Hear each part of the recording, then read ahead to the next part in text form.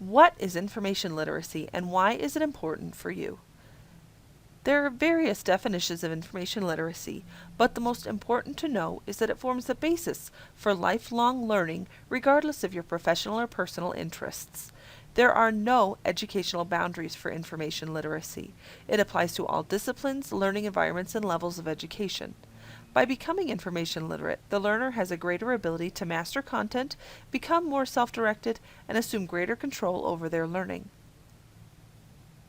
So how does one become information literate?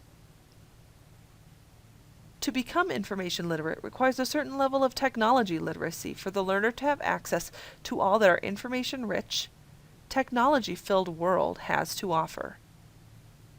It is no secret that a highly valued workplace skill is the ability to use digital technology, effective communication tools and networks to access, manage, integrate, and evaluate information, and be able to communicate that information to others. Proficiency in information literacy requires persistent skill development. It is only through practice, trial and error, and challenging yourself that your abilities will improve. Using available technologies to search for, select, and evaluate information is a hallmark of a true lifelong learner. What are the best places to find this information? One place you can begin your search is at the library, but you don't have to actually go to it. You can even access it online.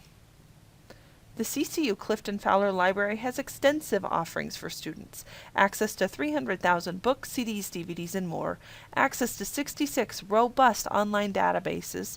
Prospector has 33 million items available to request, and you can become a part of our interlibrary loan services. A librarian's services include Book a Librarian with one-on-one student topic-specific appointments, online, over the phone, or in-person meetings, and librarians prep search strategies, keywords, and subject terms for each individual appointment from scratch with the student's topic in mind. Through technology, students have access to just about any research topic or resource they need within a few click strokes of their computer keyboard. In addition, CSU's librarians are available to help you search for your topic by phone, online, or in person. No more card catalogs and stacks of periodicals that researchers had to spend hours searching through at the library. Now, most articles are available in full text online.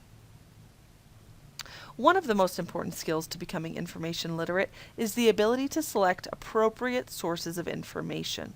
There is a vast amount of information available to us on the internet, and it is easy to assume everything you read is appropriate for your college work. This could not be further from the truth. While there is valuable information on the internet, much of it is developed by special interest groups, news or popular media, individuals with a specific purpose, or advertisers. For your college work, you will need to select information that is academic and scholarly, not popular in nature.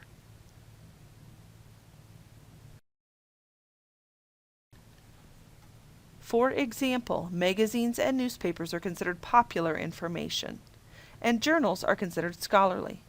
There is no review board or jury which oversees what is in a magazine or a newspaper.